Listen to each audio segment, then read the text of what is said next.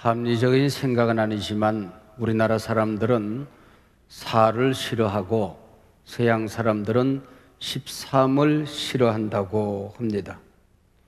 중국 사람들은 8을 좋아하고 서구 사람들, 전 세계인들은 7이라는 숫자를 좋아합니다.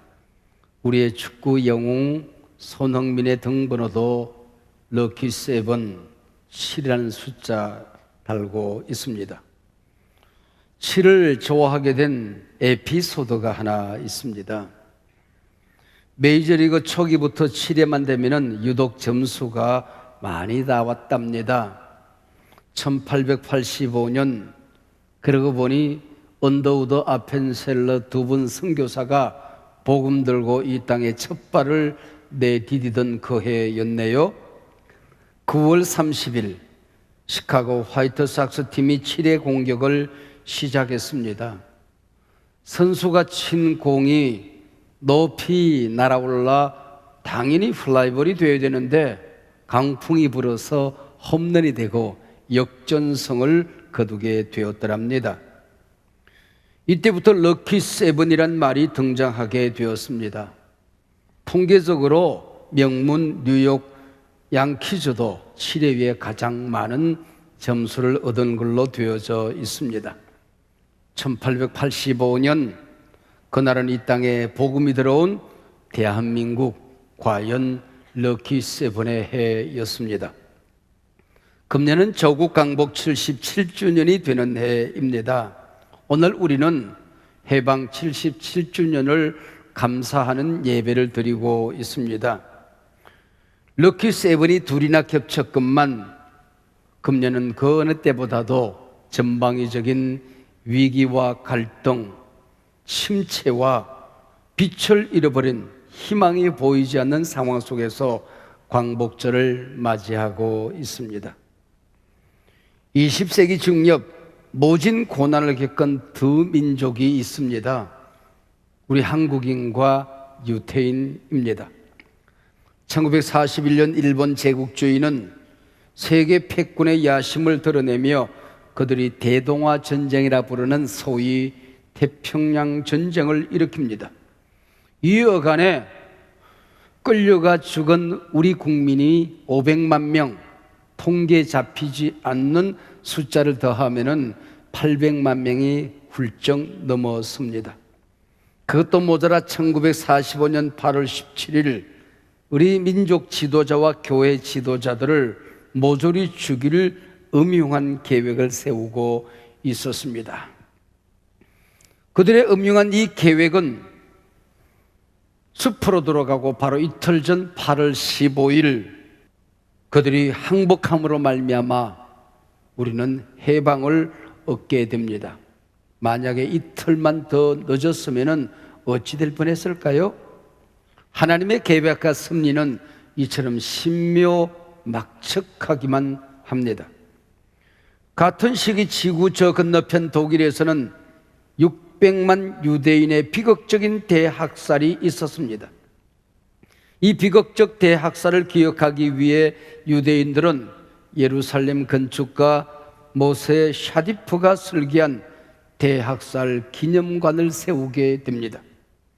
예루살렘 외에도 미국 백악관 건너편 등 미국 전역에 7개, 유럽에서도 파리, 베를린 등에 기념관을 세웁니다. 이 대학살 기념관의 이름은 야드바셈 홀로코스트 박물관입니다. 여기 야드바셈이라고 하는 이 말은 기억하라는 뜻입니다. 박물관 입구에 이렇게 쓰여져 있습니다. 용서하라, 그러나 잊지는 마라. 용서하라, 그러나 잊지는 마라. 지난날 역사적 대비극 그 아픔 용서하지도 못하면서 잊어버리고 사는 것과 얼마나 커다란 대조가 되는 말입니까? 역사의 교훈이 있습니다. 역사를 잊은 민족에겐 희망이 없다. 역사를 잊은 민족에게는 미래가 없다. 우리는 그리스도인으로 분명 용서해야 됩니다. 그리고 선교적인 미래로 나아가야 합니다.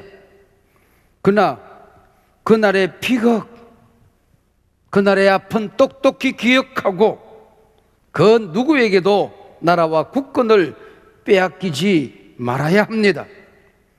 흙 다시 만져보자 바닷물도 춤을 춘다. 해방의 기쁨을 노래한 이 노래를 기억하십니까? 2절 가사는 그렇게 되어져 있습니다. 꿈엔들 잊을 건가 지난 날을 잊을 건가. 그래서 오늘 조국 광복 77주년 감사 예배를 드리며 야도바셈 꿈엔들 잊을 건가라는 제목으로 하나님이 주시는 말씀에 귀를 기울여 보고자 합니다. 그날의 기쁨 잊지 말아야 합니다. 우리 선조들이 겪어야 했던 모진 고난 잊지 말아야 합니다. 힘없는 이 백성 하나님이 사랑하셔서 해방의 기쁨을 주신 것 잊지 말아야 합니다. 그 누가 뭐라고 하더라도 역사의 주인은 하나님이시다. 이 신앙 고백 잊지 말아야 합니다. 하나님께서 우리에게 해방의 선물을 주신 그 역사적인 의미, 그 사명 우리는 잊지 말아야 합니다. 흔히 하는 말로 기독교엔 국경이 없지만은 기독교인에게는 저국이 있습니다. 모든 애국자가 다 그리스도인은 아니지만은 모든 그리스도인은 다 애국자입니다. 오늘 우리 시대 우리 국민, 특히 사회 지도자들이 회복해야 될 그 정신이 있다면은 나라 사랑하는 마음, 애국심입니다. 오늘 본문 신명기는 광야 40년 여정을 마치고 가나안 땅을 바라보며 백성들에게 들려준 모세의 거별 설교입니다. 모든 설교 내용을 합하여 한마디로 요약하면 야드바셈 잊지 마라 하는 겁니다. 애굽에서 해방된 것, 너희들이 힘이 있어서 해방을 얻은 것은 아니지 않느냐? 오늘날 너희들이 잘 먹고 잘 사는 것, 가나안 땅을 정복할 수 있었던 것, 너희들의 능력이 아님을 잘 기억하지 않느냐? 제발 하나님의 은혜, 하나님의 사랑, 하나님의 능력 잊지 마라고 하는 것입니다. 재미있는 사실은 오늘 본문 8장 1절에 오늘이라는 단어가 나옵니다. 현재형으로 기록하고 현재형으로 모세는 설교하고 있습니다. 이 말씀은 오래전 유대인들만 기억해야 될 말씀이 아니라는 것이죠. 네가 구원받고 하나님의 자녀로서 오늘까지 살아가는 그 여정 속에서 하나님의 은혜, 하나님의 능력, 하나님이 베풀어 주신 기적의 경험이 있지 않느냐? 잊지 마라. 5천년 민족 역사 속에서 오늘처럼 너희 나라가 세계 열방 속에 우뚝 설 수 있었던 것, 너희들의 능력이 있고 나라가 크고 잘나서 그랬던 것 아니지 않느냐? 잊지 마라. 오늘입니다. 그래서 2절에 기억하라, 5절에 마음이 깊이 생각하라는 말씀이 나옵니다. 이 말은 단순히 잊지 않는 것이 아니고 어려운 일이 있어도, 좋은 일이 있어도, 인생의 난제가 있어도, 하나님의 은혜를 경험해도 조각칼로 심장에 새겨서 하나님의 은혜 기억하고 살아라고 하는 것입니다. 그래서 14절, 내 하나님 여호와를 잊어버릴까 염려한다. 모세는 피로 성경을 기록하고 피로 외치고 있는 것입니다. 광복절, 빛을 되찾은 날이라는 뜻입니다. 1910년 8월 29일 우리나라는 나라를 빼앗기고 식민 통치 아래로 들어가게 됩니다. 을사능력으로 나라를 빼앗기던 그날 황성신문 장지연 주필의 글처럼 시리아 방성대국입니다. 오늘의 말로 온 국민이 크게 목 놓아 울어야 하는 날 아니겠느냐? 울고 또 울다가 가슴을 쥐어 뜯고 또 뜯다가 광복절 아침 바로 오늘 우리는 해방의 기쁨을 얻었습니다. 하나님의 은혜로, 하나님의 사랑으로, 하나님의 능력으로. 77년 전 그날 아침 산천이 일어나 춤을 추고 온 백성은 과연 꿈꾸는 것 같았을 것입니다. 조만식 선생의 친구요 민족 지도자였던 오윤선 장로님의 아들 작가 오영진 씨가 쓴 글 가운데 이런 대목이 나옵니다. 나는 완전히 정신분열증에 걸린 것 같다. 두 손이 떨려 조선 독립 만세를 부를 수도 없었다. 사랑에서 안방으로, 안방에서 사랑으로 의미 없이 들락날락하며 혼잣말로 중얼거리는 것이다. 기쁜 날이 왔다. 기쁜 날이. 너도 나도 다 같이 기뻐해야 한다. 만나는 사람마다 붙잡고 악수하자. 나는 희죽희죽 웃었고 만나는 사람마다 끌어안다시피 악수했다. 평양시에서 멀리 떨어진 곳에서부터 만세 소리가 들려오기 시작하더니 점점 도시로 파급되어 왔다. 온 도시가 만세 소리에 뒤덮이게 되었다. 그날 밤이 지난 새벽 평양 신사가 불에 탔다. 일본 제국주의 상징이요 한국교회를 박해하던 상징 평양 신사가 불에 탔다. 길거리에 쏟아져 나온 사람들은 저마다 만세 소리를 외쳐댔다. 만나는 사람마다 울서안고 만나는 사람마다 대한독립 만세, 만세를 불렀다. 이따금 장정을 실은 트럭이 대한독립 만세를 부르며 평양 거리를 질주했고 그 소리를 듣는 사람마다 이에 화답하여 대한독립 만세, 대한독립 만세, 태극기와 만세 소리로 평양 거리는 넘쳐나고 있었다.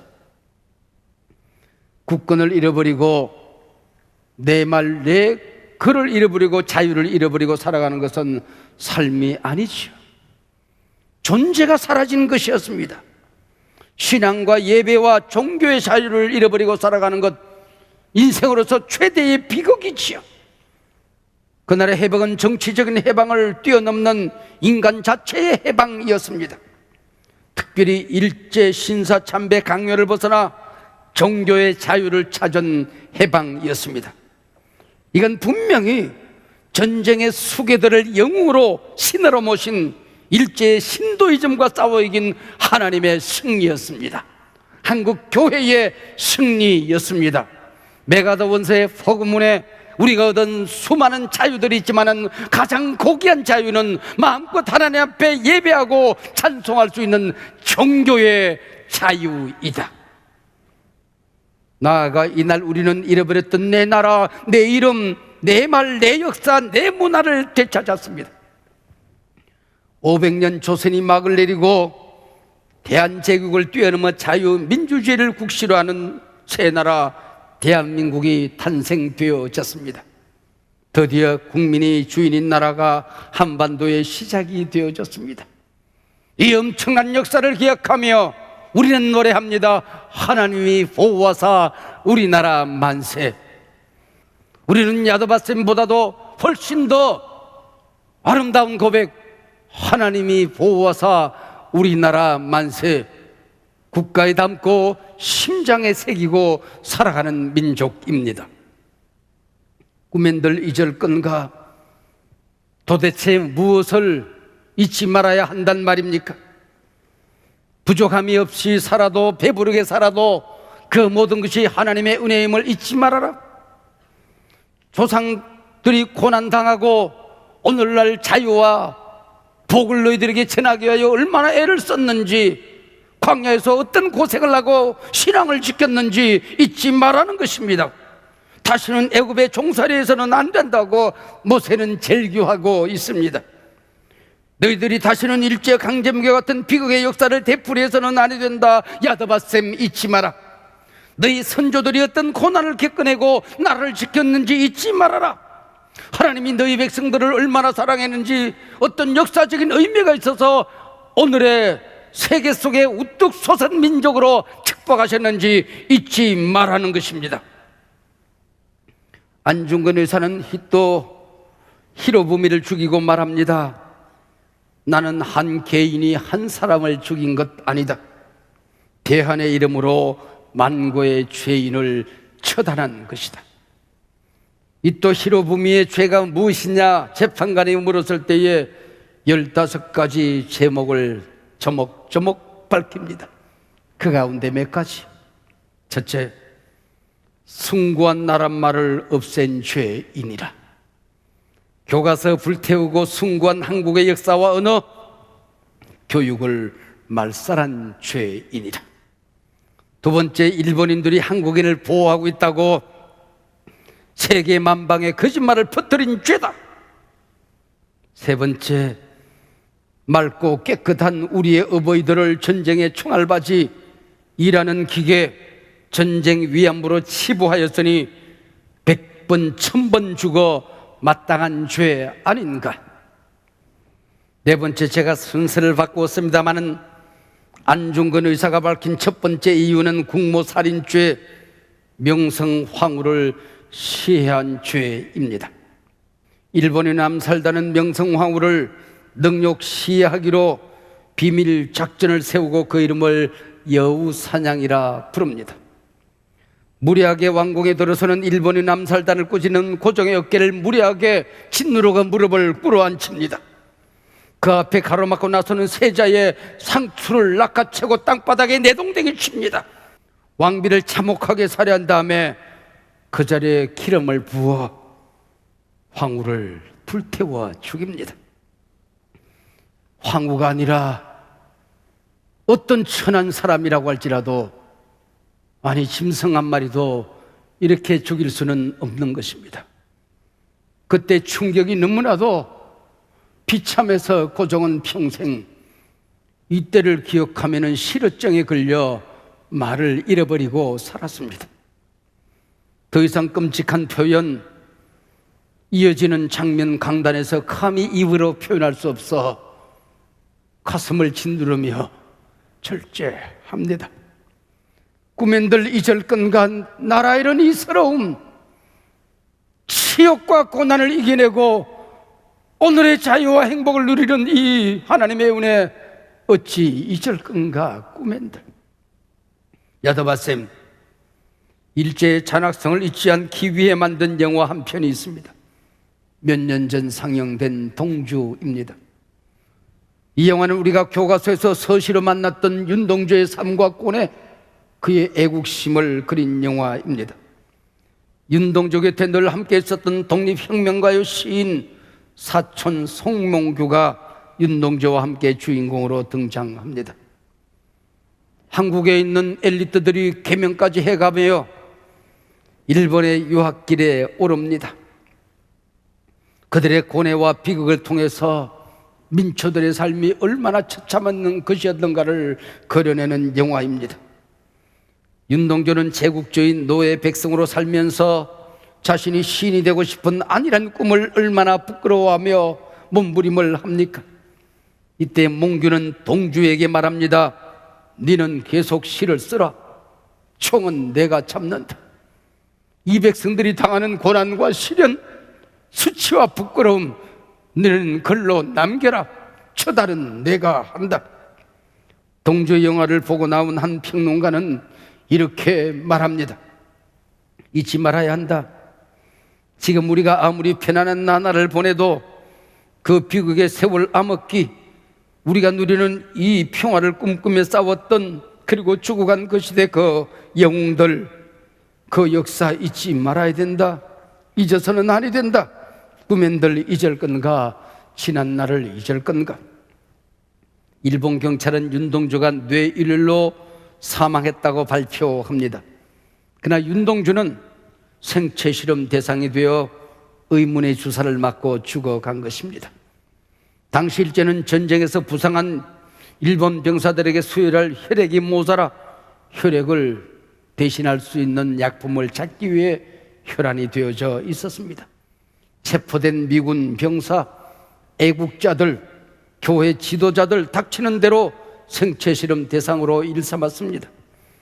바닷물에서 추출한 생리 식임수를 맞으면 바닷물 동물성 플랑크톤이 뇌에 감염됩니다.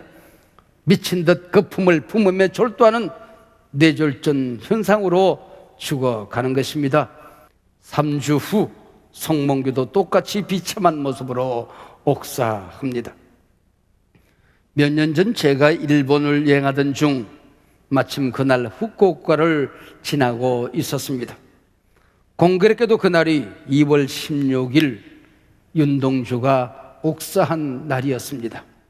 그 다음 모든 여행 일정을 중단하고 윤동주가 서거한 그 감옥을 찾아보기로 했습니다. 어렵사리 묻고 또 묻고 또 물어서 감옥을 찾아갔지만은 감옥 틈만 남고 그곳에는 자기 나름의 근사한 건물들이 들어서 있었습니다. 한국의 젊은이가 윤동주의 죽음을 기억하기 위해서 이곳에 다녀간다고 철조망에 꽃 한 송이 걸어놓고 자기 이름을 새겨놓고 갔습니다. 그 철조망 붙들고 무릎 꿇어 기도하고 사진 한 장을 제가 남겼습니다. 일제치하의 시인 시문은 독립이 오면 내 가죽을 벗겨 북을 만들고 축하 행렬에 앞장서리라고 했습니다. 오늘 우리의 심장 속에서 되살아야 될 한 가지가 있다고 한다면 나라 사랑하는 선진들의 애국심 아니겠습니까? 우리가 배부르게 잘 먹고 잘 사는 날 아침마다 저녁마다 우리 가슴 속에 되새겨야 될 가치 정신이 있다고 한다면 나라 사랑하는 애국심 아닐는지요? 주기철 목사님의 순교 설교인 일사가구에 보면 이런 말이 나옵니다. 신사참배로 무너져가는 평양성을 향해 평양아 평양아 예의 동방의 내 예루살렘아 영광의 너에게서 떠났도다. 모란봉아 통곡하자 대동강아 1100세대 흘러가며 함께 울자구나. 한국교회가 신사참배로 강도의 소굴처럼 되어져 갈 때에 주기철 목사님의 오 평양아 모란봉아 통곡하자던 순교자의 눈물 흘리는 외침대로 우리 민족 울고 또 울었습니다. 울어야 할 때입니다. 오늘 같은 지도자들, 아니 우리 모든 국민들, 모든 그리스도인들 가슴에서 애국심이 이토록 희미해져 갈 때가 또 있었던가? 역사를 잊은 민족에겐 미래가 없습니다. 당시 지극히 소수였던 기독교 지도자들이 해방과 해방 이후 건국 과정을 이끌었던 그 리더십을 똑똑히 기억해야 합니다. 1.2%의 소수의 크리스찬들 가운데에 3.1 운동을 주도했던 그 사회적인 리더십, 하나님이 기름 부어주셨던 그 리더십을 우리가 회복해야 합니다. 우리가 앉아있는 그 자리에서 그리스도인의 리더십, 특별히 사회적인 지도자들은 그 옛날 믿음의 선진들의 리더십을 회복해야 합니다. 한국교회 선진들이 피 흘려 세우고 지켜온 그 교회를 이제 우리 눈물로 지켜내야 합니다.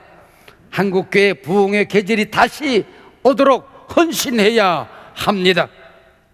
다음 세대 젊은이들, 해방의 아침, 교회가 그들의 희망이었듯이 다시 한번 교회가 세상의 희망으로 일어서야 합니다.